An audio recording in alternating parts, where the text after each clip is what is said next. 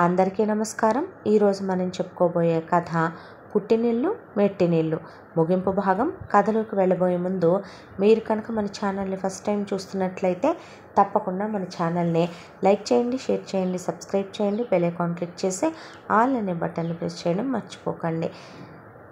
కథని ఎక్కడ స్కిప్ చేయకుండా వినండి. మరి కథలోకి వెళ్ళిపోదామా? కథలోకి వెళ్ళబోయే ముందు దీనికి ముందు 3 భాగాలు ఆల్రెడీ మన ఛానల్లో అప్లోడ్ చేస్తున్నాయి. వినకపోతే అవి వినండి. కథ చాలా చాలా బాగుంటుంది. ఎవరీ పార్ట్ మిస్ అవ్వకుండా వినండి. మనసుకు హత్తుకునేలా ఉండే స్టోరీ. మరి ఆలస్యం చేయకుండా కథలోకి వెళ్ళిపోదామా? మనుషులు మన తాహతకి తగినట్టు దేవుడు చాపెంతిస్తే అంతలోనే కాళ్ళు ముడుచుకొని పడుకోవాలి. కానీ మా రంజనికి కూడా అత్యాశ చాలా ఎక్కువ. మీ అన్నయ్య చూడటానికి అందంగా ఉండటం, మీ అన్నయ్య హైపు, మీ అన్నయ్య కొట్టుకొచ్చే పెర్ఫ్యూమ్లు, మీ అన్నయ్య వచ్చే స్పోర్ట్స్ బైకులు, కార్లు, మీ అన్నయ్య రింగులు ఇచ్చి ప్రపోజ్ చేయటం, గిఫ్ట్లు ఇవ్వటం, ఫ్లవర్లు ఇవ్వటం, ఆ తర్వాత వయసు మనకి తిమ్మిరి అనేది ఒకటి కలిగేలా చేస్తుంది. కాబట్టి కొంతమందికి అమ్మా నాన్నలేంటి, మన స్థాయి స్తోమతలేంటి అనేది మర్చిపోయే, అందని వాటికి అర్రులు చాచకూడదు అని మర్చిపోయే, తన అందంగా ఉంది కాబట్టి మీ అన్నయ్యకి నచ్చింది, అమాయకంగా ఉంది కాబట్టి మీ అన్నయ్యకి నచ్చింది, దానికి మీ అన్నయ్య అది ఊహించిన కలల రాకుమారులాగా రొమాంటిక్గా నిజంగా నువ్వేం ప్రేమిస్తావు పిచ్చోడా, మీ అన్నయ్య దాని అరికాళ్ళు, దాని గోళ్ళు, చివరికి దాని వెంట్రుకకి కూడా మీ అన్నయ్య ముద్దు పెట్టాడంట. అడుగు నీ పక్కనే ఉన్నాడు అనేసరికి తల దించేసి అలా తలపట్టు కూర్చున్నాడు సుకుమారు. అలా అంత బీభత్సంగా ప్రేమించేసుకున్నారు వీళ్ళిద్దరూ. ఒక విషయం తెలుసా, ఈలోపే మా అక్క ఇంజనీరింగ్ అయిపోయేలోపు మా ఊళ్ళో ప్రెసిడెంట్ గారు ఉన్నాడు. ఆయనకి 200 ఎకరాల పొలం ఉంది, 2 కొడుకులు. ఒక అబ్బాయి ఫారెన్లో ఉండి అక్కడే బిజినెస్ పెట్టుకున్నాడు, పెళ్ళి అయిపోయింది. రెండో అబ్బాయికి మా రంజని అందంగా ఉంటుందని ఆ అబ్బాయి తిరణాల్లో చూసి ఇష్టపడ్డాడని, మా పెదనాన్న ఆ అబ్బాయి బెంగళూరులో చాలా పెద్ద బిజినెస్ పెట్టుకున్నాడని ఆ అబ్బాయికి ఇచ్చి చేద్దామని అనుకొని వాళ్ళు మా ఇంటికి వచ్చి అప్పటికే రంజనిని అడిగున్నారు వాళ్ళ అబ్బాయి కోసం. కానీ మా అక్క పీకల్లోతున మీ అన్నయ్యతో ప్రేమలో మునిగిపోయింది. ఇక్కడ ఒకవైపున ఇక ఇది తిరిగి వచ్చిందే. ఇది తిరిగి వచ్చిన తర్వాత నీకు ఇలా సంబంధం కుదిరిందమ్మా, ఇలా ఇచ్చి పెళ్లి చేద్దాం అనుకుంటున్నాము అని నేను ఫోన్ చేసినప్పుడు ఎప్పటికప్పుడు నాకన్నీ మా పెదనాన్న చెప్తూనే ఉండేవాడు. అక్కకి ఇలా సంబంధం వచ్చిందిరా అంటే, పోనీలే మా డాడీ, ఇకనైనా సరే అక్క హ్యాపీగా ఉంటే ఇంకేం కావాలి, మనం కష్టాల్లో పుట్టి పెరిగినా దాన్ని దేవుడు బాగా చూస్తున్నాడనే నేను ఆనందపడ్డాను. ఆ టైంలో నేను కనీసం వచ్చే సిచ్యువేషన్లో కూడా లేను.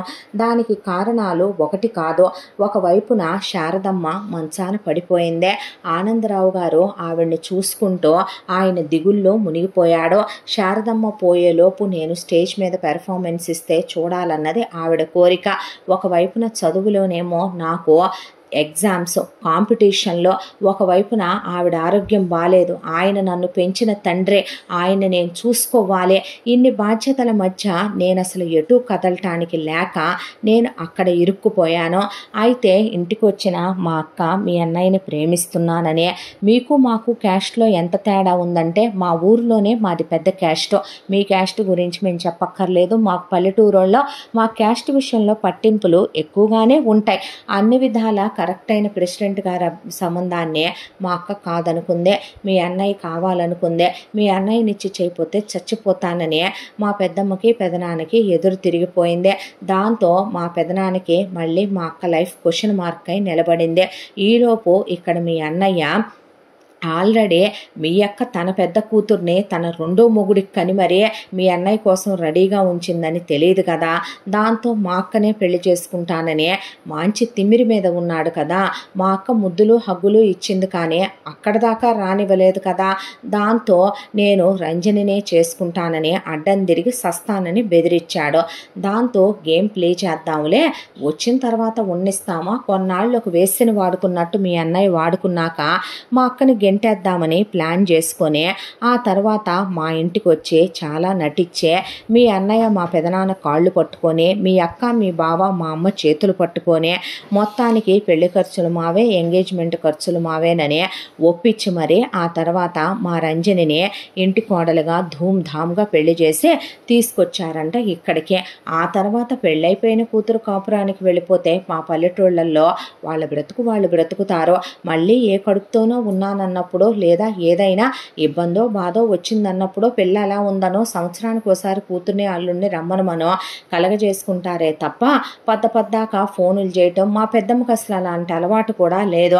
అడ్డమైన వ్యవహారాల్లో ఇన్వాల్వ్ అవటం, దట్టు అమ్మా నాన్నని బాధ పెట్టి పెళ్లి చేసుకొని వెళ్ళింది కాబట్టి బాగుండాలని కోరుకున్నారే తప్ప మీ ఫ్యామిలీలోకి ఇంటర్ఫేర్ అవ్వాలనో లేదా మీ ఇంటికి వచ్చే మాకేదో 1 ఎకరన్నర పొలమే ఉంది కాబట్టి వాళ్ళు వస్తే కూతురు దగ్గర 1000 అడుగుదామనో 10,000 అడుగుదామనో అనుకునే వాళ్ళు కాదు. మా వాళ్ళకి చాలా సెల్ఫ్ రెస్పెక్ట్ ఎక్కువ.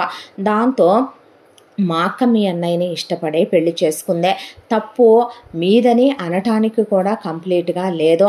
అది మీ చెప్పాలంటే ఓపెన్గా మీ అన్నయ్య మీద విపరీతమైన మోజుతోనే చేసుకుందే. పగలు రాత్రి తేడా లేదు. ఏముంది, వయసులో ఉన్నారు, కోరికలు రగిలిపోతున్నాయి, ప్రేమించుకున్నారు. దాంతో ఫస్ట్ నైట్లు అయిపోయినాయి, హనీమూన్లు అయిపోయినాయి. మీ అన్నయ్య ఆఫీసులో ఉండటం కన్నా పడగదిలోనే ఎక్కువ ఉండేవాడు. ఒకవైపున మీ అక్క ప్లానింగ్లో మీ అక్క ఉంది. అదంతా తెలియని మా అక్క తెగ రాసుకొని పూసుకొని తెగ తిరిగేసేది మీ అక్కతో. దానికి అతి మొదటి నుంచి అలవాటే. అతి సర్వత్రా వర్జయేత్ అని మా పెదనాన్న చెప్తున్నా దాని అతిని అది కంట్రోల్ చేసుకోదు. ఎవరితో అయినా అంతే.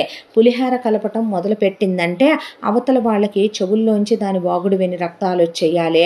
అది చేసే ఓవర్ యాక్టింగ్ చూసే మీ అక్కకి కాళ్ళొత్తేంత వరకు, మీ అక్క కాళ్ళ కొబ్బరి నూనె రాసేంత వరకు, మీ అక్కకి తలకి నూనె రాసి మసాజ్ చేసేంత వరకు, మీ అక్కకి ఫేస్ ప్యాకులు హెయిర్ ప్యాకులు వేసేంత వరకు, మీ అక్కకి నోట్లో తినిపించేంత వరకు, మీ అక్కకి గిఫ్ట్లు కొనుక్కొచ్చేంత వరకు అతి లోతుల్లోకి వెళ్ళటం, ఓవర్గా ఒకళ్ళ విషయాల్లో ఇంటర్ఫీర్ అవటం మా అక్కకు అలవాటు.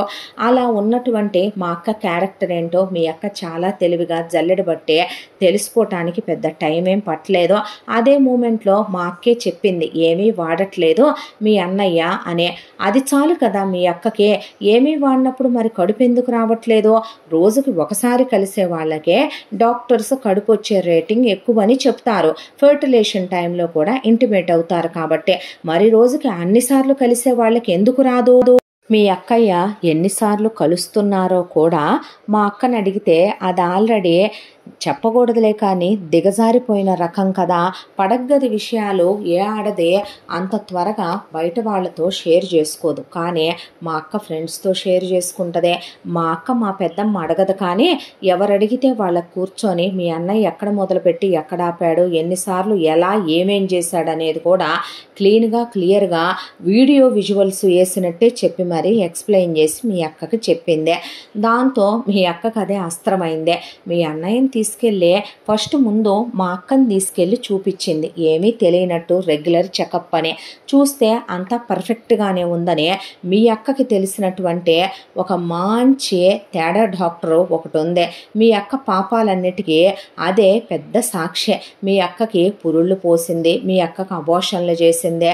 అవన్నీ చేసిన మీ అక్క ఖాతా ఆ డాక్టరు.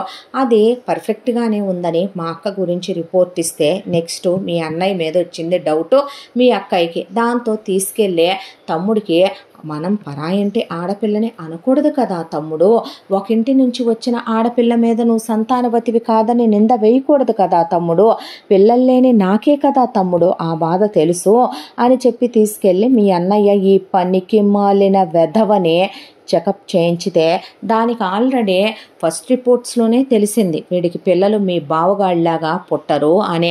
కానీ మీ అక్క అది నమ్మలేదు. స్టేట్స్కి కూడా పంపించి మీ అన్నయ్య రిపోర్ట్లో మళ్ళీ నెక్స్ట్ ఒపీనియన్ అని తీసుకుంది. కన్ఫర్మేషన్ వచ్చింది. వచ్చిన తర్వాత మీ అన్నయ్యకు మందులు వాడుతున్నట్టుగా డ్రామా వేసే కథ మొత్తం స్క్రీన్ ప్లే రెడీ చేసుకుంది. ఆ తర్వాత మా అక్కకి కుక్కమూతి పిందెలు పుడతారు. మందులు వాడేటప్పుడు వైఫ్ అండ్ హస్బెండ్ కలిసి వైఫ్ కడుపు వస్తే నువ్వు క్లియర్గా నీకు తగ్గాక నీ వైఫ్ని ప్రెగ్నెంట్ ఉంచేద్దు కానీ అని చెప్పి మా అక్కని తీసుకెళ్ళి ఎంత చక్కగా మీ అక్క ఐవీఎఫ్ ఎవడో దిక్కుమాలినోడో ఉంటారు కదా, డబ్బులు తీసుకుంటే బోల్డ్ అంతమంది స్పర్మ్ దాతలు నరుడా డోనరుడా అనే బోల్డ్ అంతమంది డోనర్స్ ఇస్తున్నారు ఇవాళ రోజున స్పర్మ్. అలాంటిది ఎవడదో ఒకటి దానికి ఎక్కిచ్చి తీసుకొచ్చింది. 3 నెలల తర్వాత మా అక్క కన్సీవ్ అయింది, కళ్ళు తిరిగి పడిపోయింది. ఆ తర్వాత మీ అన్నయ్యకి శాశ్వతంగా పిల్లలు పుట్టరని మీ అక్క తెలిసేలా చేసింది. ఆ తర్వాత జస్ట్ మీ అన్నయ్య మా అక్కకి విడాకులే ఇచ్చాడు అనుకుంటున్నావా? జస్ట్ మీ అన్నయ్య ఇంట్లో నుంచి పంపించేశాడు అనుకుంటున్నావా? అక్కడ ఏం జరిగిందో తెలుసా నీకు? కడుపుతో ఉన్న మా అక్కనే మీ అక్క ఇంట్లో పాచి పనులే చేయించిందా? కడుపుతో ఉందని కూడా చూసుకోకుండా మీ అన్నయ్య గోడలకేసే కొట్టాడా? బెల్టులు పెట్టే కొట్టాడా? వేశ్య అన్నాడా? పతిత అన్నాడా? కులత అన్నాడా? బూతులు తిట్టాడా? హీనంగా మాట్లాడా? రంకులు కట్టాడా? ఒకవైపున మీ అక్క అక్రమ సంబంధాలు అంటకట్టిందా? ఇంట్లో పాచి పనులు చేయించిందా? ఒకవైపున తన కసి అంతా పగ అంతా తనకి ఉన్న కడుపు మంటంతా దాని మీద తీర్చుకుందా? దాన్ని చావబాది చచ్చేలా కొట్టి నరకాలు పెట్టి చిత్రహింసలు పెట్టిన మీ అన్నయ్యని ప్రేమించినందుకు మీ అన్నయ్య మీద తీరని మోజుతో నేను తప్పు చేయలేదంటూ కూడా అన్ని నరకాలు అనుభవిస్తూ అది ఇక్కడే మీ అన్నయ్య కాళ్ళ దగ్గరే పడుందే. మీ అక్కయ్య ఆ తర్వాత దాని కడుపులో బిడ్డతో సహా చంపేద్దాం అనుకున్నప్పుడు, దాని నోట్లో పాయిజన్ పోద్దాం అనుకున్నప్పుడు భరించలేని అది ఇంట్లో నుంచి పారిపోయే చివరికి ముష్టి వాళ్ళు అడుక్కుంటారే అలా గుడి దగ్గర కూర్చొని ముసుకేసుకొని బస్ ఛార్జీలకి ముష్టి బెగ్గింగ్ చేసుకొని గుళ్ళో ప్రసాదం తిని ఆ తర్వాత రైలు ఛార్జీ బస్ ఛార్జీ కన్నా తక్కువని రైలు ఎక్కి నిండు కడుపేసుకొని సంధ్య వేళటప్పుడు మా పెదనాన్న దగ్గరకు వచ్చిందంట మా అక్క.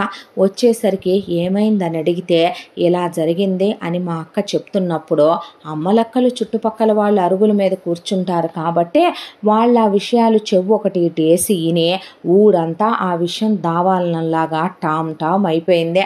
అలా ఎలా నిందేస్తారు? కోర్టుకు వెళదాము, వీళ్ళంతు తేలుద్దాము, మనమేనా అంత చదువు లేని వాళ్ళం, అలా వదిలేసి ఊరుకుంటామా ఏంటి అనేసరికి ఆల్రెడీ డిఎన్ఏలు అప్పటికే మీ అక్క మీ బావ కలిసే మా అక్కకి మీ అన్నయ్యకి డిఎన్ఏ టెస్టులు చేయించితే ఆ డిఎన్ఏ టెస్ట్లో మా అక్క కడుపులో ఉన్న బిడ్డ ఓపెన్గా మీ అన్నయ్యది కాదు. ఆ విషయమే బట్టబయలైందే. దాంతో దాన్ని ఇంకా చంపేసి దాన్ని ఇంకా చితక్కొట్టేసి కడుపుతో ఉందని కూడా లేకుండా చిత్రహింసలు పెట్టుకుంటూ వెళ్ళాడు మీ అన్నయ్య. ఆ తర్వాత ఇలా డిఎన్ఏ చేశారు నాన్న అంటే డిఎన్ఏ చేస్తే మాత్రం డాక్టర్లని పెట్టి కోర్టు వాళ్ళు టెస్టులు చేయించరా? ఆ విషయం బయటికి రాదా? వదిలేసి ఊరుకుంటామా? మీడియాకి ఎక్కమా? అసలు ఈ కడుపు ఎలా వచ్చిందనేదే, ముందు ఏ డాక్టర్ దగ్గరికి వెళ్ళావనేదే, ఏ డాక్టర్ దగ్గర కాపర్ టీ వేయించింది, కాపర్ టీ వేయించితే కడుపు ఎలా వచ్చిందనే మా పెదనాన్న కాస్త చదువుకున్న వ్యక్తి కాబట్టి ఆయనకి డౌట్ వచ్చేసరికి ఈ విషయం ఆల్రెడీ మీ అక్క మా ఊళ్ళోనే మాకు తెలియకుండా మా ఇంటి పక్క దాన్ని కొనేసిందంట.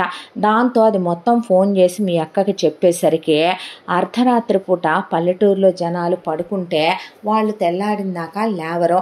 దాంతో మీ అక్క ఒక 4 జీబుల్లో గుండాల్ని తీసుకొని వచ్చి ఆ తర్వాత ఒకవైపున మా ఇల్లు ఎటు అవుట్కట్స్లో ఉంటుంది, పల్లెటూరు అయినా కూడా మా ఇంటికి అంత పక్కనే ఆనుకొని ఇళ్ళేమీ ఉండవు, కాసింత దూరంలో ఉంటుంది. మా ఇంటికి వెనకమాల పొలాలే ఉంటాయి. అదంతా మీ అక్కకి కలిసి వచ్చింది. వచ్చి ముందు మర్యాదగా మా అక్కనే విడాకులు ఇచ్చేసేసేమని, లేకపోతే ఊరుకోననే, ప్రాణం తీసేస్తానని విడాకుల కాగితాల మీద మా అక్కని చితక్కొట్టేసి సంతకాలు పెట్టించుకున్న తర్వాత రణశేషం రుణశేషం వ్రణశేషం శత్రుశేషం మిగలనిచ్చే అలవాటు లేదని మా పెద్దమ్మకి పెదనాన్నకి మా అక్కకి ముగ్గురికి ఉరి బిగిచ్చి దూలాలకి యాలాడగట్టించి మీ అక్క వచ్చిన రౌడీలతో వెళ్ళిపోయింది. అప్పటికి నేను అనుకున్న ప్రకారం మా శారదమ్మ చూడాలి అని కోరుకున్న ప్రకారం స్టేజ్ పెర్ఫార్మెన్స్ ఇచ్చాను. ఫస్ట్ వచ్చాను. ఆ తర్వాత నేను ఎగ్జామ్స్ రాశాను. ఎగ్జామ్స్లో ఫస్ట్ క్లాస్లో పాస్ అయ్యాను. ఈలోగా మేము ఆనందకరమైన వార్త చెప్దామని వచ్చే శారదమ్మని హాస్పిటల్ దగ్గరకు వచ్చేపాటికి ఆవిడ మేము చెప్పిన మాట విని నన్ను చూస్తూనే గొప్ప కళాకారుణ్ణి కావాలని దీవించి ప్రాణాలు వదిలేసింది. ఆ తర్వాత ఆవిడ అంత్యక్రియలు చేసి దశదిన కర్మకాండలు చేసి మేము ఫోన్ మీద ఫోను చేస్తుంటే అంతకు క్రితమే మా పెదనాన్న ఫోన్ ఎత్తి ఉన్నాడు. మధ్యాహ్నం 4 ఫోన్ ఎత్తి అక్క ఇలా వచ్చిందని ఇలా జరిగిందని ఇలా నిందలేశారని అసలు మేము కులంగానోళ్ళ సంబంధమే వద్దన్నామని అంత డబ్బున్నోళ్ళంటే తేడా మనుషుల్లాగా ఉన్నారు వద్దన్నామని ప్రేమ వివాహాలు వద్దన్నామని ప్రెసిడెంట్ గారి అబ్బాయికి ఇచ్చి చేసుకుందాం అనుకున్నానమ్మా నేనని. కానీ చేసుకోనందని సస్తానందని వాడిని చేసుకుందని వాడికి పిల్లలు పుట్టరంట కడుపు ఎవరికో వచ్చిందని చెప్పి వాళ్ళు ఏదేదో అంటున్నారంట అనేపాటికే మా ఆనందరావు డాడీ పదమ్మ బయలుదేరదామని నన్ను తీసుకొని ఆయన బయలుదేరిపోయాడు. కరెక్ట్గా మేము వచ్చే టయానికి వీళ్ళ ముగ్గురు ఉడితాళ్ళకి వేలాడుతున్నారు. మేమిద్దరం కలిసి ముందు వీళ్ళ ముగ్గురిని కిందకి దించి వెంటనే అంబులెన్స్కి ఫోన్ చేసి సిటీలో ఉన్న పెద్ద హాస్పిటల్కి తీసుకొచ్చాం. అప్పటికే మా పెద్దమ్మ రమ నెక్ బోన్ విరిగిపోయి ఆవిడ అప్పటికే కోమా సిచ్యువేషన్లోకి వెళ్ళిపోయి ఐసీయూలో ట్రీట్మెంట్ తీసుకుంటూనే ప్రాణాలు వదిలేసింది. ఆవిడ పోవటం ఊళ్ళో పరువు పోవటం మా కుటుంబానికంటూ ఒక విలువ ఉంది. మా ఇంటి పేరుకంటూ ఒక గౌరవం ఉంది. మా వంశానికంటూ ఒక చరిత్ర ఉంది. ఒకప్పుడు మావి రాజుల వంశాలు. అధిక సంతానాన్ని కానీ వాటాలు పంచుకుంటూ వెళ్ళేపాటికే మా నాన్న వాళ్ళకి చెరుక 2.5 ఎకరాలు వచ్చాయే తప్ప ఆత్మాభిమానాల్ని తాకట్టు పెట్టి కాలు జారి పరాయి మగాళ్లతో కడుపులు తెచ్చుకునే దిగజారిపోయిన ఆడపిల్లలం మేం కాదు. కానీ ఊరంతా మా ఇంటి మీద మా వంశం మీద మా గోత్రం మీద మచ్చ వేసి మరక వేసే తీరని ముద్ర వేశారు మా అక్క వల్ల. మా పెదనాన్నకి బ్రతకాలనిపించలేదు. ఆయన టెర్రస్ మీదకి ఎక్కేశాడు దూకేసి చచ్చిపోవడానికే. పరిగెత్తుకుంటూ ఆనందరావు డాడీ నేను వెళ్ళేసరికి ఆయన జరిగిందంతా మళ్ళీ నాకు చెప్పి అమ్మా నేను నిన్ను ఏ రోజు ఏమీ అడగలేదు అమ్మో నా కోసం ఒకటి చేసి పెడతావా తల్లి అంటే చెప్పు డాడీ అని అడిగితే ఏమీ లేదమ్మా నువ్వు మన వంశం మీద కులం మీద మన ఇంటి పేరు మీద పడిన మచ్చనే చెరిపేస్తావు కదూ నిందని తుడిపేస్తావు కదూ అంటే నేను చేతిలో చెయ్యేసి నేను తుడిపేస్తాను అని చెప్తూ ఉండగానే ఆయన దూకేశాడు పైనుంచి. మేము కిందకి వెళ్ళేటప్పుడు ఆయన ఎముకలన్నీ విరిగిపోయి తల పగిలిపోయి రక్తం కారుతూ ఉండగా కూడా ఆ రక్తంతో నన్ను చేతిలో చెయ్యేయించుకొని మాట తీసుకొని చనిపోయాడు. ఆ తర్వాత మా రంజని కడుపుతో ఉండటం ఆ తర్వాత ఆ తగిలిన షాక్కి మా రంజనికి డెలివరీ అయిపోయి పాప పుట్టిందే. పుట్టిన తర్వాత దాని హెల్త్ బాగా పాడైందే. దానికి ఒకవైపున ట్రీట్మెంట్ ఇప్పించే పాపని రంజనిని కలిపి మా ఆనందరావు డాడీ దగ్గర ఉంచే ఇక నేను ఇచ్చిన మాట ప్రకారం మీ ఫ్యామిలీని ఎలాగైతే మీరు మమ్మల్ని చేస్తారో అలా చేస్తే ఆ బాధ ఆ నొప్పి ఎలా ఉంటుందో తెలిసేలా చేసి మరి మా అక్క మీద కాదో నేను అనుకుంది మా ఇంటి పేరు మీద మా పెదనాన్న అడిగినందుకు ఆ నిందని కడిగేయాలి తుడిచేయాలి నిజాలు బయట పెట్టాలి అనే రండి నాన్న అనేసరికి ఆనందరావు గారు అక్కడికి రంజనిని పాపని తీసుకొని వచ్చేపాటికి సుకుమార్ వైపు రంజని వైపు సుకుమార్ చూస్తూ నిలబడిపోయారు. ఆ తర్వాత నేను వచ్చాను వెతుక్కుంటూ వచ్చాను. మీ ఇల్లు మీ ఇంట్లో ఉండే మనుషులు మీ అక్కకి ఉన్నటువంటి సెకండ్ సెటప్ మీ సెకండ్ బావ మీ అక్కకున్న 2 కూతుళ్ళు ఒక కొడుకు మీ అక్క నడిపిస్తున్న 2 ఫ్యామిలీలు మీ అక్క మెయింటైన్ చేస్తున్న 2 ఫ్యామిలీలు ఇక్కడ మీ బావ మీ అక్క క్రైమ్ పార్ట్నర్లు అసలు ఏం చేశారు ఏంటి మొత్తం జల్లెడ పట్టుకుంటూ వెళ్ళిన నాకు ఈ ఇంట్లోకి ఎలాగైనా ప్రవేశించాలి. దానికి ఎలా మీ అన్నయ్యకి నేను గర్ల్ ఫ్రెండ్ లానో లేకపోతే మీ అన్నయ్యకి ఒక ఉంపుడు గత్తెగానో సెకండ్ సెటప్ గానో రెండో పెళ్ళంగానో వచ్చే టైప్ ఆడదాన్ని నేను కాదు. కాబట్టి సెలెక్ట్ చేసి ఆలోచిస్తే నువ్వు దొరికావు. దాంతో నా సంగీతం నాకు అస్త్రమైందే, ఆయుధమైందే. దాంతోనే నువ్వు ఎక్కడ మ్యూజిక్ కంపోజ్ చేస్తావో తెలుసుకున్నాను. ఆ బిల్డింగ్లోనే నేను ఒక హాల్ రెంట్కి తీసుకున్నాను. అక్కడ పిల్లలకి మ్యూజిక్ నేర్పించటం మొదలుపెట్టాను. రోజు నువ్వు చూడాలని కళ్ళు కాయలు కాసేలా ఎదురు చూసేదాన్నే. 6 నెలలు పట్టింది నువ్వు నా దగ్గరకు రావడానికి. ఆ తర్వాత నువ్వు నీకై నువ్వే పరిచయం చేసుకున్నావు, ఫ్రెండ్ అయ్యావు, మాట్లాడావు. ఆ తర్వాత ప్రేమిస్తున్నానన్నావు, ప్రపోజ్ చేసావు. ఆ తర్వాత నేను ఇక నిన్ను పెళ్లి చేసుకుని ఇంట్లోకి రావటం ఒక్కటి తప్ప ఏమీ చెయ్యలేననే దాంతోనే నిన్ను పెళ్లి చేసుకున్నాను. ఆ తర్వాత ఈ ఇంటికి కోడలుగా వచ్చాను. వచ్చిన తర్వాత నేను మీ అక్క మీద ఎత్తు వేసేలోపే మీ అక్క నా మీద పై ఎత్తేసే శశికి నాకు అక్రమ సంబంధం అంటగట్టాలని చూసిందే. ఈలోపు నేను ఇక ఇలా అయితే అవదని చెప్పి నువ్వు వేరు కాపురం వెళదామన్నప్పుడు నీతో పాటు వెనక్కి వచ్చి మళ్ళీ తిరిగి వచ్చే ఏ IVF అయితే మీ అక్క మా అక్క మీద ప్రయోగించిందో అదే ఇంకో డాక్టర్ని నేను కొన్నాను. మీ అక్కకి బ్లీడింగ్ అయ్యే, మీ అక్క కళ్ళు తిరిగి పడిపోయే మందు కలిపాను. హాస్పిటల్కి వెళ్ళేలా చేశాను. నేను మీ ఫ్యామిలీ అందరితో నటించటం మొదలుపెట్టాను. ఆ తర్వాత మీ బావకి మీ అక్క బలహీనతని, మీ అక్క తప్పు చేస్తే మీ బావ తీసుకోలేడని మీ బావ మనస్తత్వాన్ని చదివేశాను. ఆ తర్వాత మీ అక్కకి సేమ్ IVF చేయించాను. చేయించేసరికి ఆ తర్వాత మీ బావ ఎలా ట్రీట్ చేశాడో మీ అక్కనే, మీ అన్నయ్య ఎలా ట్రీట్ చేశాడో నువ్వెలా ట్రీట్ చేశావో చెప్పక్కర్లేదు. మీ అక్క నోటితోనే నిజాలన్నీ బట్టబయలు చేయించాలనుకున్నాను, బయట పెట్టించాలనుకున్నాను. ఆ రోజు ఈ రోజు అయ్యిందే. ఇప్పుడు మా అక్క మీద నింద లేదు. ఎందుకంటే మా ఊళ్ళో పెద్ద మనుషులు వీళ్ళంతా. ఇప్పుడు వీళ్ళెళ్ళి మా ఊరంతా నిజానిజాలు చెప్తారు. మా పెదనాన్న పెద్దమ్మ, మా అమ్మ నాన్న, మా తాత ముత్తాతల ఆత్మలో శాంతిస్తాయి. మా అక్క కులత కాదు, పతిత కాదు, తప్పు చేయలేదు. మా అక్క ఎవరితోనూ కులికి కడుపు తెచ్చుకోలేదు. మా అక్క కడుపును పుట్టిన ఈ పాపాయి కూడా నిజంగా నిష్కల్మషమైనదే.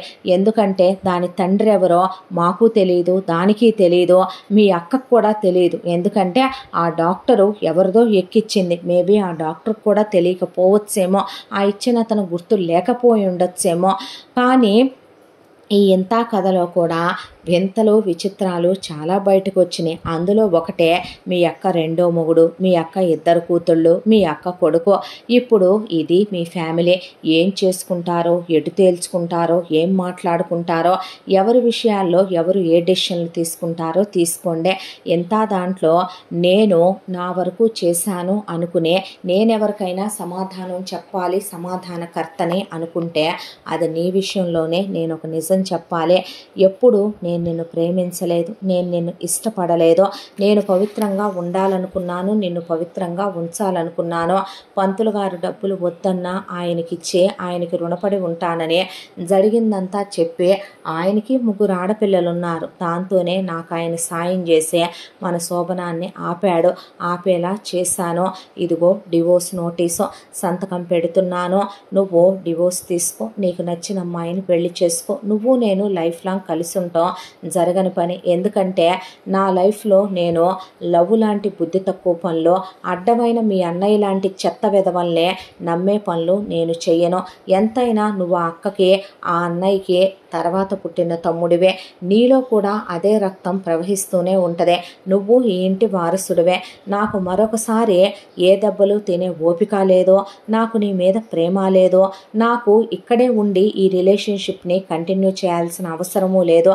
ఇదంతా నేను చేసింది మా పెదనాన్న అడిగిన ఆఖరి మాట నేను నెరవేరుస్తానని మాటిచ్చాను కాబట్టే నా మాట కంప్లీట్ అయిపోయింది అని చెప్పి అక్కడి నుంచి ఆ అమ్మాయి బ్యాగ్ సర్దుకొని ఆ బ్యాగ్ ఓపెన్ చేసి, నేను మీ ఇంట్లో నుంచి ఏమీ తీసుకెళ్ళట్లేదు అనే మెళ్ళో ఉన్న మంగళసూత్రం, నల్లబూసలో వేలికి పెట్టిన ప్రపోజల్ రింగు, ప్రధాన పొంగరం, ఆ తర్వాత ఆ అమ్మాయి వేళకున్న మెట్టెలు తీసి మీరిచ్చినవి మీకే ఇచ్చేస్తున్నాను అని చెప్పి, నేను వచ్చే రోజున వచ్చిన నా బట్టలు ఇవే అని బ్యాగు దులిపి ఏదో దొంగతనం చేశావా అని ఎవరో అడిగినట్టుగా ఆనందరావు గారిని తీసుకొని, పదండి నాన్న వెళ్ళిపోదామని ఆ అమ్మాయి ఇంకిది నీ లైఫ్, నువ్వు నీ మొగుడితో ఏం తేల్చుకుంటావో తేల్చుకో, ఉండాలనుకుంటే ఉండు, వచ్చేయాలనుకుంటే రా, ఇక నీ ఇష్టం అని చెప్పి వెళ్ళిపోయింది. ఆ తర్వాత సుకుమార్ వెళ్ళి రంజనిని కౌగిలించుకోవటం, రంజనికి సారీ చెప్పటం, ఒక మెలో డ్రామా వీళ్ళిద్దరి మధ్య ప్లే అవ్వటం. నువ్వు నా మీద నిందేశావు, నువ్వు నాకు అక్రమ సంబంధాలు అంటగట్టావు, ప్రేమించానన్నావు, ప్రేమే తప్పైపోయింది, నిన్ను ప్రేమించటమే తప్పైపోయింది, నీ మీద ఆశపడటం తప్ప, నిన్ను ప్రేమించటం తప్ప, నిన్ను నమ్మటం తప్ప, ఇష్టపడటం తప్ప, నా మీద నిందలేసావు, నన్ను కొట్టావు, తిట్టావు, అది ఇది అనే ముందు సారీలు చెప్పుకొని కాళ్ళు పట్టుకొని తర్వాత కౌగిలించుకొని తర్వాత ఇద్దరు హగ్స్ కిసెస్ అయిపోయిన తర్వాత ఆ పాపను నేను యాక్సెప్ట్ చేస్తాను, నేను ఫాదర్హుడ్ ఇస్తాను, నాకెటు పిల్లలు పుట్టరు కాబట్టి ఆ పాపకి నేను తండ్రి హోదా ఇస్తాను, ఇంటి పేరు ఇస్తాను, మనం ఆ పాపని పెంచుకుందాం అని చెప్పి ఊడి పెద్ద మనుషులందరి ముందు నన్ను క్షమించండి అని సారీ చెప్పటం అయిపోయింది సుకుమారు. అలా ఊడి పెద్ద మనుషులు ఇదంతా విని వాళ్ళు వెళ్ళిపోయారు.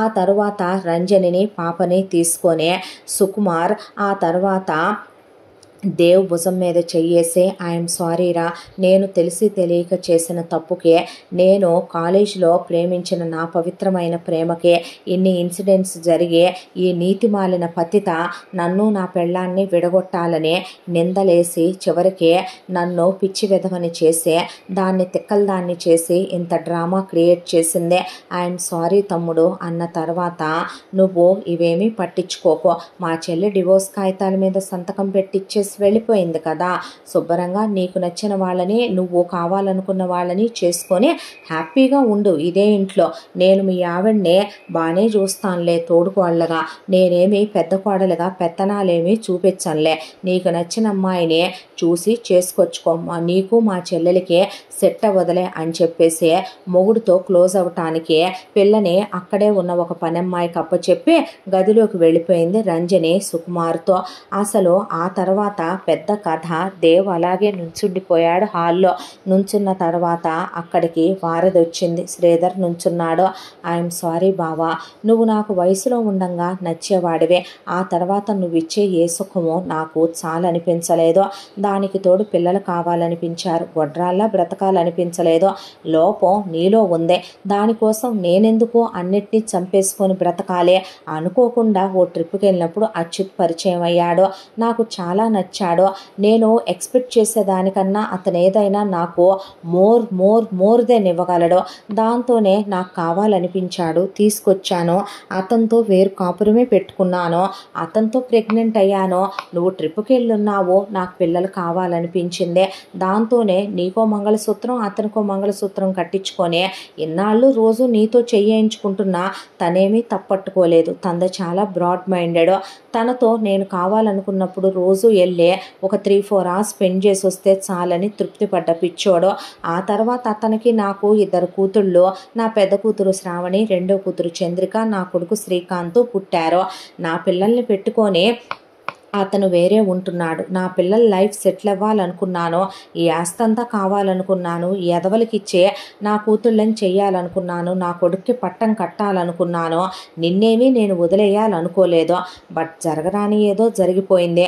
ఇప్పుడు నా కడుపులో ఎవడో స్పర్మ్తో ఒక బేబీ పెరుగుతోంది, దాన్ని నువ్వెటు యాక్సెప్ట్ చేయవో, దానికి నువ్వెటు ఫాదర్హుడ్ ఇవ్వవు, ఇంటి పేరు ఇవ్వవు, నీకు అనుమానం ఎక్కువ కాబట్టి అచ్యుత్ యాక్సెప్ట్ చేస్తానంటున్నాడు, నేను వెళ్ళిపోతున్నాను, ఇకనైనా నా మొగుడుతో నేను మెచ్చిన నాకు నచ్చిన వాడితో నేను హ్యాపీగా గడపాలి, నేను మళ్ళీ ప్రెగ్నెంట్హుడ్ని ఎంజాయ్ చెయ్యాలి, నా కూతుళ్ళు నా కొడుకుతో నేనుండాలి, నువ్వు నీకు నచ్చిన వాళ్ళని పెళ్లి చేసుకుంటావో చేసుకోవో నీ ఇష్టమనే ఓ తెల్ల కాగితం మీద తనే సంతకం పెట్టేసి ఆ తరువాత నీకు నాకు ఏ సంబంధం లేదని రాసుకుంటావో, విడాకులనే రాసుకుంటావో రాసుకొని అక్కడి నుంచి తన రెండో మొగుడు ఫ్యామిలీని తీసుకొని ఎంచక్క కాలర్ ఎగరేసుకుంటూ వాడు ఎంత చక్కగా కళ్ళు ఎగరేసుకుంటూ వారధి అక్కడి నుంచి వెళ్ళిపోయారు వాళ్ళ పిల్లల్ని తీసుకొని.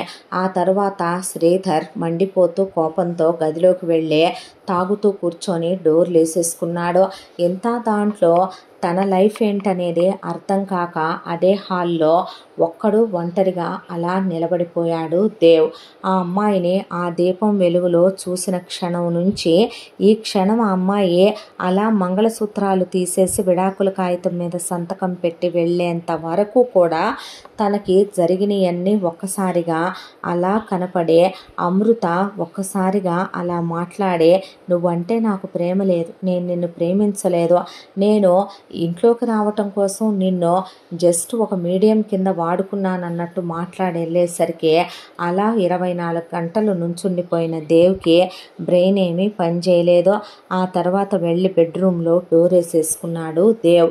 ఆ తర్వాత ఇటువైపున ఆనందరావు గారి దగ్గరికి వచ్చినటువంటి అమృత, వెళ్ళిపోదాం డాడీ, ఇంకెక్కడ ఉండొద్దు మనం, అమ్మ కోరిక ప్రకారం అబ్రాడ్లో నాకు తెలిసిన వాళ్ళు చాలామంది పరిచయం అయ్యారు, వాళ్ళక్కడ నాతో కచేరీలు చేయించుకుంటాను అని చెప్తున్నారు, అక్కడికి వెళ్ళి కచేరీలు చేసుకుంటూ నేనెటు ఇక్కడ చదువుకున్నాను, అక్కడికి వెళ్ళిన తర్వాత నాకు మంచి జాబ్ వస్తుంది, లేదంటే ఎంఎస్ చేసుకునైనా జాబ్ తెచ్చుకోగలుగుతాను, వెళ్ళిపోదాం నాన్న, ఇంకా అక్కడే సెటిల్ అయిపోదాం, ఇంకా మనం ఇక్కడికి రావద్దు.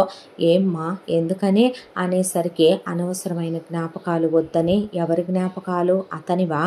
అందరికీ అన్ని పరిష్కారాలు చెప్పి మరి అతన్ని అలా వదిలేసి కట్టిన తాళి నీ ఒక్కదాందే కాదు కదో, దాంతో అతను కూడా ముడిపడి ఉన్నాడు కదా, అతను నిన్ను నమ్మాడు కదమ్మా, నిన్ను అనుమానించలేదుగా, ఏ రోజు నీ చెయ్యి వదిలేయాలని అనుకోలేదు, వదలలేదు కదా, నీకోసం తన వాళ్ళందరినీ కాదనుకుని కాలదన్నుకున్నాడే కానీ తన వాళ్ళని 4 మాటలన్నాడేమో కానీ మాట వరుసకైనా నీ మీద చెయ్యెత్తలేదు, నిన్ను ఒక మాట అనలేదు, నిన్ను శశిని చూసిన రోజు అనుమానించలేదు, చివరికి నువ్వు మీ అక్కకి చెల్లెలువని ఎంత చేశావన్న రోజును కూడా వాళ్ళక్క మీద నింద వేశావని, ఐవీఎఫ్లు చేయించావని, పగ సాధించావని నేను ఒక్క మాట అనలేదుగా అమ్మా, మరి దేవుకి ఎందుకు వేశావు శిక్ష అని అడిగితే, ఇప్పుడు నేను ఎవరి గురించి ఏమీ ఆలోచించాలనుకోవట్లేదు నాన్న, మనం రేపే వెళ్ళిపోతున్నాం అనే కొన్ని ప్రశ్నలకు సమాధానాలు క్షమాపణ తప్ప ఏమీ చెప్పలేం అనే లోపలికి వెళ్ళిపోయింది అమృత. ఆయన దేవ్ గురించి ఆలోచిస్తూ అలా కూర్చుండిపోయాడు. భార్యాభర్తల బంధం అంటే తెంచేసుకుంటే తెగిపోయేంత తేలికైంది అనుకుంటోంది పిచ్చిదే. పవిత్రమైన బంధాలు కొన్ని ఉంటాయి, వాటిని ఆ భగవంతుడు సైతం తెగనివ్వకుండా ఉంటే బాగుండు అనుకుంటూ ఉండగానే తెల్లాడేసరికి ఒక ఫోన్ వచ్చింది. వీళ్ళ ఫోన్కి దేవ్ దగ్గర నుంచి ఆ ఫోను అమృత ఎత్తితే బాగోదని మళ్ళీ దేవ్ గొంతు విన్న దగ్గర నుంచే మళ్ళీ అనవసరమైనవన్నీ గుర్తొస్తాయని ఆ ఫోన్ ఆనందరావు గారికి ఇస్తే, చెప్పయ్యా అన్న తర్వాత ఒక్క క్షణం దేవ్ అర్థమైంది అమృత మాట్లాడదలుచుకోకే ఆయనకి ఇచ్చిందని. ఒకసారి అర్జెంటుగా రారా అంకుల్, ఇమీడియట్గా ఇక్కడికి అనేసరికి, ఏమైందయ్యా అనేసరికి, ఇమీడియట్గా రండి, మీ అమ్మాయిని కూడా తీసుకొని రండి అని చెప్పి ఫోన్ పెట్టేశాడు. పదమ్మా, ఎందుకో అబ్బాయి ఇమీడియట్గా రమ్మనమంటున్నాడంటే అమృత ఆనందరావు గారితో బయలుదేరి అక్కడికి వచ్చేసరికి కత్తి తీసుకొని శ్రీధరు కడుపుతో ఉన్న తప్పు చేసిన తన పెళ్ళాం వారధిని నరికేశాడు, వారధి రెండో భర్తను నరికేశాడు, వారధి కన్నా 2 పిల్లల్ని ఆడకూతుళ్ళని, వారధి కన్న కొడుకు శ్రీకాంత్ని మొత్తాన్ని నరికేసి నిండు కడుపుతో ఉన్న వారధితో సహా వాళ్ళందరి శవాల్ని తీసుకొచ్చి హాల్లో పడేసి ఆ పక్కనే కూర్చునేసరికి గజగజ వణికిపోతూ రంజని ఒకవైపున అతుక్కుపోయి, సుకుమార్ భయంతో ఒక మూలకు నిలబడిపోయే, పాపని పనమ్మ ఎత్తుకొని ఒక మూలకు నిలబడిపోయేపాటికే పోలీసులు అప్పుడే వీళ్ళు ఎలా వస్తున్నారు, పోలీసులు వచ్చారు. ఏంటిదంతా అంటే తన వైఫ్ చేసిన పనిని తీసుకోలేక తట్టుకోలేక తన వైఫ్ని అలా తను పనిష్ చేసుకున్నాడంట అంకుల్ అని చెప్పాడు దేవ్. చెప్పేసరికి ఇప్పుడు ఇతని పరిస్థితి ఏంటి అని అడిగాడు సుకుమార్. అడిగితే పరిస్థితి ఏంటా, ఒక్కసారిగా ఇంతమందిని చంపేసినోడికి పరిస్థితి ఏముంటుంది సార్, కడుపులో బిడ్డతో ఉన్న ఒక ఆడది ప్లస్ 3 పిల్లలు ప్లస్ ఒక మగాడు ఎంతమందిని చంపేసి నేనే చంపానని కత్తి తీసుకొని పక్కనే కూర్చుంటే నరికేసి మళ్ళీ మీరు మమ్మల్ని ఆ క్వశ్చన్ అడగటువంటి లైఫ్ పడుద్దండి ఆయనకి, ఆయన బయటికి రాడింకా అని చెప్పి పోలీసులు తీసుకొని వెళ్ళిపోతే దరిద్రం వదిలిపోయి పేడా పోయిందిలే అనుకొని ఇక సుకుమారు అలాగే రంజని ప్రశాంత పడ్డారు. ఆ తరువాత తిరిగి వచ్చినటువంటి అమృత చేయి పట్టుకొని చాలా థ్యాంక్సే, నువ్వే లేకపోతే గనక మళ్ళీ ఆయన నేను క్లోజ్ అయ్యాము, ఆయన నాకు సారీ చెప్పారు, పాపని యాక్సెప్ట్ చేస్తానన్నారు, చాలా పెద్ద హెల్పే చేసి పెట్టావు అన్నాక సుకుమార్ ఈరోజు చెప్తున్నాను ఐఎమ్ రియల్లీ సారీ అమృత అన్న తర్వాత మీ ఇద్దరికీ ఇంకా సారీ చెప్పేంత అర్హత ఉందని మీరు అనుకుంటున్నారేమో. అక్క ఒక విషయం చెప్పమంటావా, నిన్ను అక్క అని పిలవాలంటేనే అసహ్యం వేస్తుంది. ఒక అమ్మ అబ్బకి పుట్టిన లక్షణాలు ఒక్కటి నీ దగ్గర లేవు. ఇవన్నీ జరగటానికి కారణం నీ దిగజారిపోయిన తనం. ఆడదానికి కొన్ని హద్దులు కొన్ని పరిధులు ఉంటాయి, అవి మర్చిపోతే బ్రతుకులు ఇలాగే బజారు పాలవుతాయే.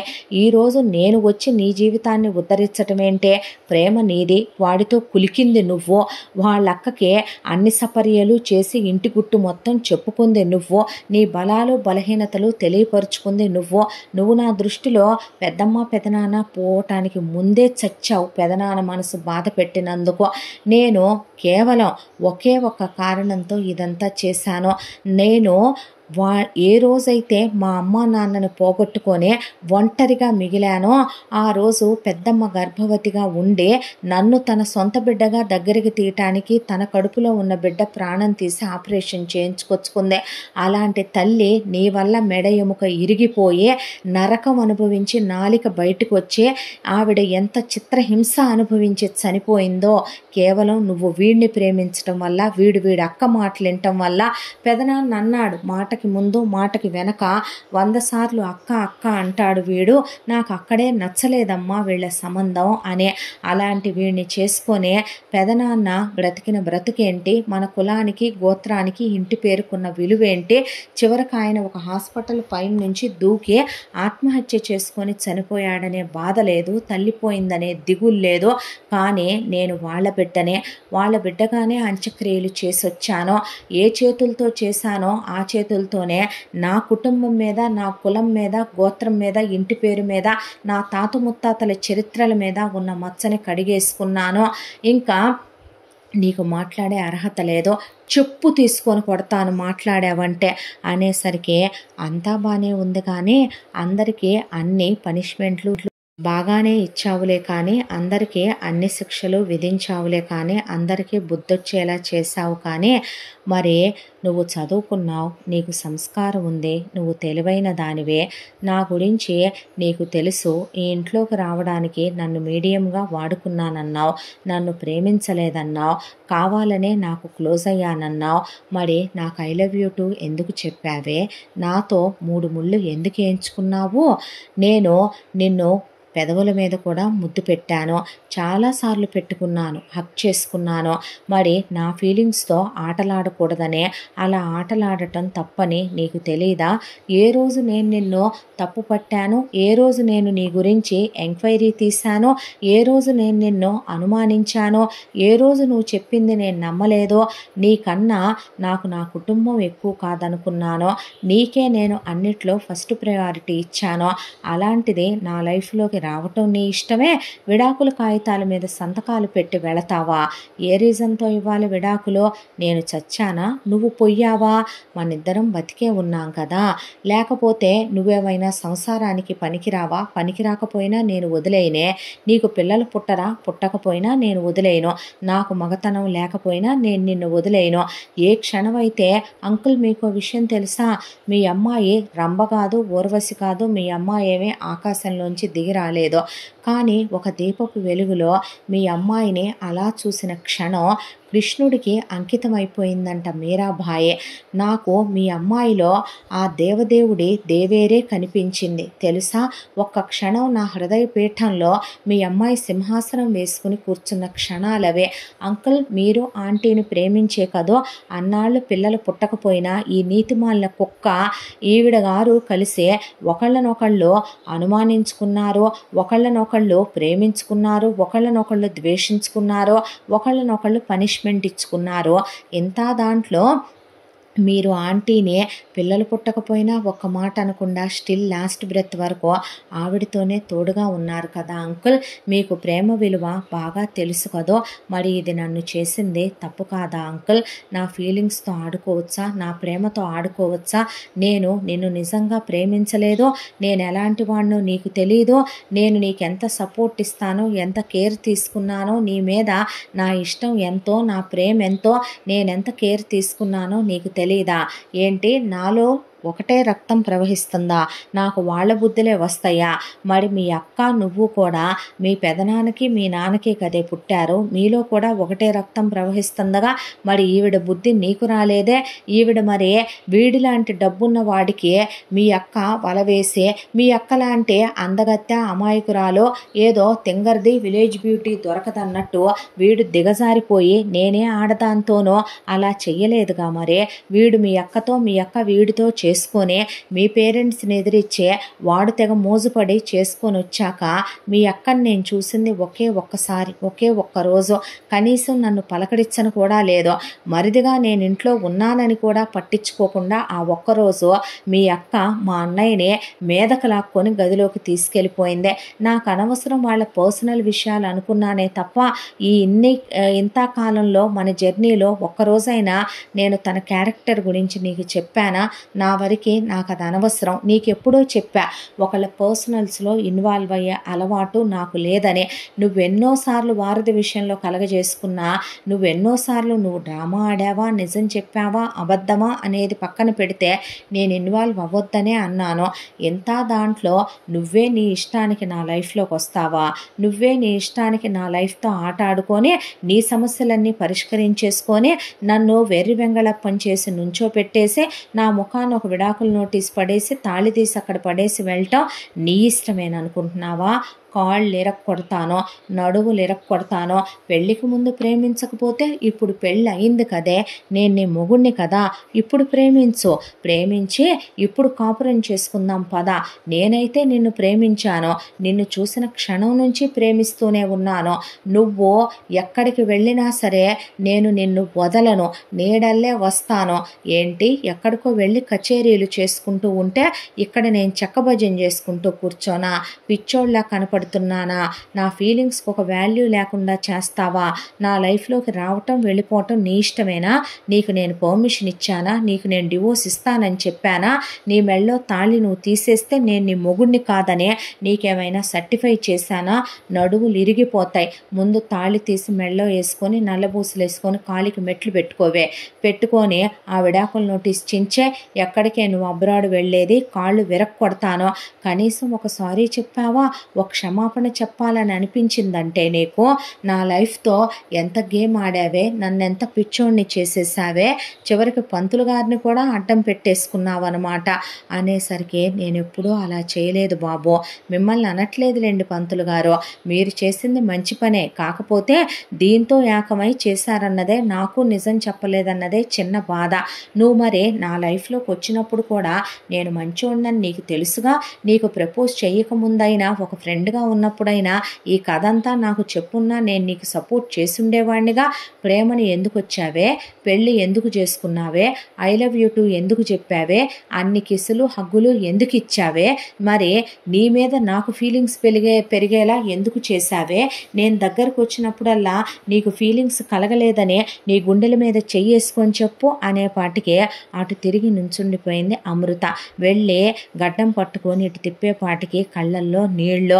ఏం చెప్తావో సమాధానం సంజాయిషి చెప్పు అనేసరికి ఆ అబ్బాయిని కౌగిలించుకొని I love you, I love you, I love you అనే ఐఎమ్ సారీ అని చెప్పి వెక్కిళ్ళు పెట్టి ఏడ్చేసి నాకు ముఖం చెల్లట్లేదు, నిన్ను మోసం చేశానని, ప్రేమను అడ్డం పెట్టుకొని ఇదంతా చేశానంటావేమోనని, దెప్పుతావేమోననే మొహం చెల్లకే వెళ్ళిపోతున్నాను.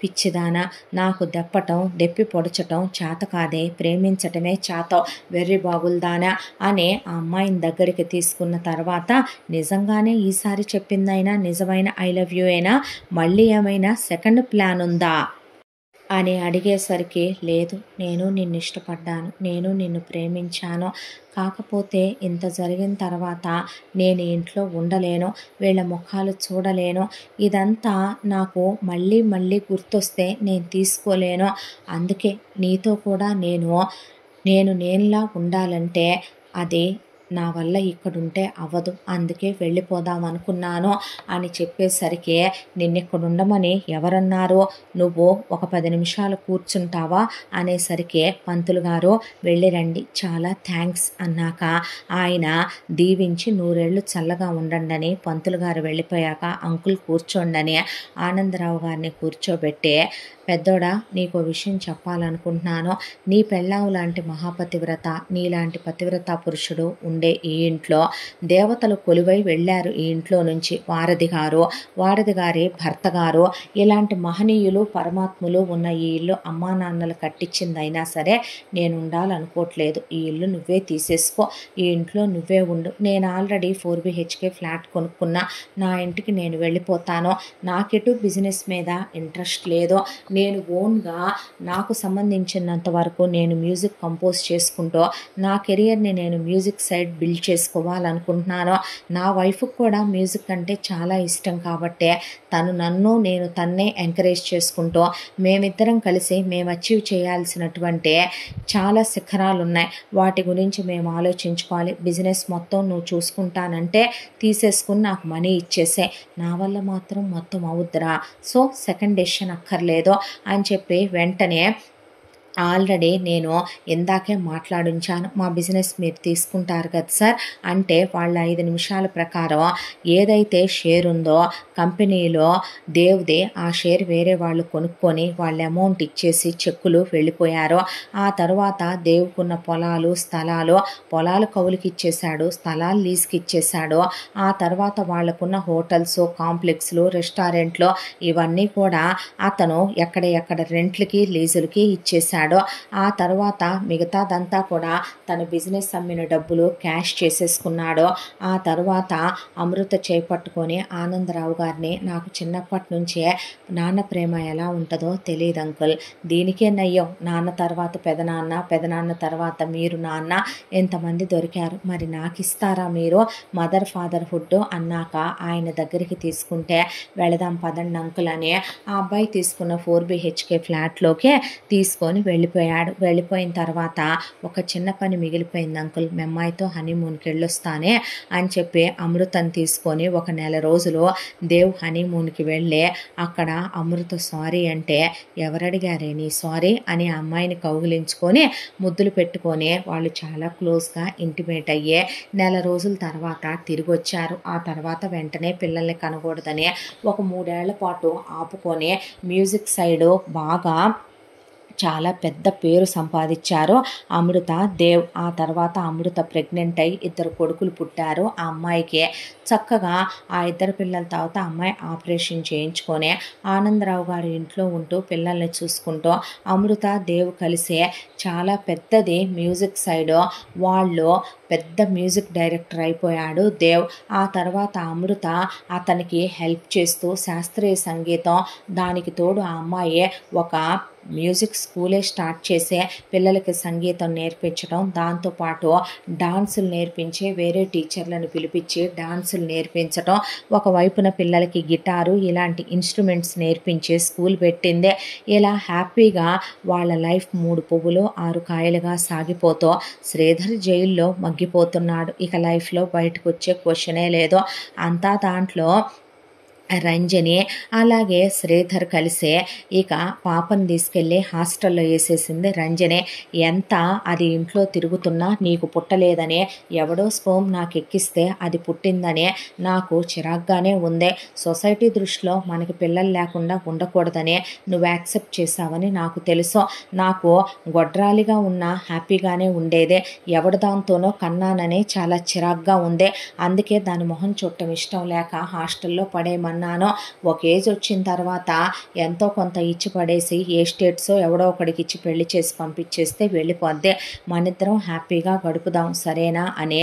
ఒకవైపున సుకుమార్ ఆఫీస్కి వెళ్ళొస్తూ రంజని ఇంట్లో సర్వసుఖాల్ని అనుభవిస్తూ వీళ్ళిద్దరికీ నచ్చినట్టు వీళ్ళిద్దరూ ట్రిప్పులకి వెళ్ళొస్తూ క్లోజ్ అవుతూ ఆ తర్వాత మధ్యలో ఇక గుర్తొచ్చినప్పుడు మొగుడిని పెళ్ళాన్ని మొగుడు జరిగిపోయిన గతాల గురించి గతాల్లోని విషయాల గురించి దెప్పుకుంటూ తిట్టుకుంటూ కొట్టుకుంటూ మళ్ళీ సారీ చెప్పుకుంటూ మళ్ళీ కలిసిపోతూ ఇలా వీళ్ళ కాలచక్రం అలా గడిచిపోతోంది. కుక్కతోక వంకరని కొన్ని జన్మల్ని ఎవడూ బాగు చేయలేడు. జీవితంలో పోగొట్టుకున్నదేంటో చాలామంది ఆలోచించుకోరు. వాళ్ళు ఒకటే అనుకుంటారు, మనం అనుకున్నట్టు మనం హ్యాపీగా బ్రతికేస్తున్నామని. అలా బ్రతికే చాలామంది జంటల్లో రంజని సుకుమార్ది కూడా ఒక పేరు అంతే. తను చేసిన పాపానికి వారదే తను నమ్మిన తన క్రైమ్ పార్ట్నర్ అయిన తన మొగుడి చేతిలోనే తన రెండో మొగుడితో తను కన్న పిల్లలతో కడుపులో ఉన్న మరొక బిడ్డతో సహా పైలోకానికి చేరుకుందే. మనిషి ఆస్తి కోసం అత్యాశ ఇంకా ఆశ పడొచ్చేమో, కానీ దానికోసం చీప్గా నేలబారు పనులు చేయకూడని పనులు చేయకూడదు. లైఫ్ వైజ్ వర్సా లాంటిదే. ఆ రోజు అననే అన్నాడు దేవ్, జీవితంలో మనం ఎవరినైనా ఒకటంటే అది తిరిగి వచ్చే బూమరాంగ్ లాగా మళ్ళీ మన్నే చుట్టుద్దని. అలా పోయింది చివరికి వారధే. కొన్ని కథలు అలా కంచికి చేరుస్తూ ఉంటాడు దేవుడు. ఎంత దానిలో ఆపరేషన్లన్నీ కంప్లీట్ అయిపోయి శరత్ కంప్లీట్గా శశిరేఖగా మారిపోయే, కంప్లీట్గా హెయిర్ స్టైలు మేకప్ అన్నీ మారిపోయే ఒక పెద్ద మేకప్ ఇన్స్టిట్యూషన్ పెట్టి ఎంతోమంది అమ్మాయిలు అబ్బాయిలు అందరికీ తనకు వచ్చిన విద్యని నేర్పిస్తూ వచ్చి ఒక రోజున సడన్గా హాయ్ అని పలకరించేసరికి దేవ్ ఎవరండి అనేసరికి నేను శశి అనేసరికి వాయిస్ కూడా వోకల్స్ కూడా చేయించుకున్నాను సర్జరీ అనేసరికి నైస్ టు మీట్ యూ అని ఎలా ఉన్నావు అంటే ఎలా ఉన్నావే అనాలి, అర్థమైందా అని వచ్చేసరికి బాగున్నారా అంకుల్ అనుకుంటూ వచ్చి వీళ్ళందరినీ పలకరించి క్యూట్ బేబీస్ పిల్లలు పుట్టారా నీకు దొంగ నాకు చెప్పలేదేంట్రా అని పలకరించి పిల్లల్ని వీళ్ళ ఫ్యామిలీని నా బ్లెస్సింగ్ మీకు మంచిగా జరిగేలా చేసుద్దని బ్లెస్ చేసి వెళ్ళాడు. దేవుడు పెట్టే లోపాలు ఒక్కొక్కసారి మనుషుల నుంచి దూరం చేసిన, సమాజం వాళ్ళని వెలివేసిన ఎదురు తిరిగి బ్రతికేస్తూ ఉంటారు. అలాంటిదే శశి లైఫ్. ఇలాంటి వాళ్ళకన్నా మనుషులుగా ఉంటూ దిగజారిపోయిన పనులు చాలామంది చేస్తూ ఉంటారు. వాళ్ళకన్నా వీళ్ళు నిజంగా శాల్యూట్ చెప్పేంత గ్రేట్ పర్సన్స్ అనే అనుకోవాలేమో.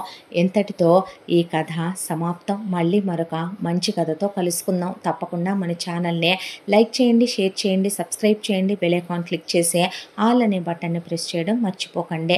ఇంత మంచి కథని మనకు అందించిన కథా రచయిత్రి జి యామిని శ్రీనివాస్ గారు. మరో మంచి కథతో తప్పకుండా మీ ముందుకు వస్తాను. మళ్ళీ కలుద్దాం. Bye bye. Thank you.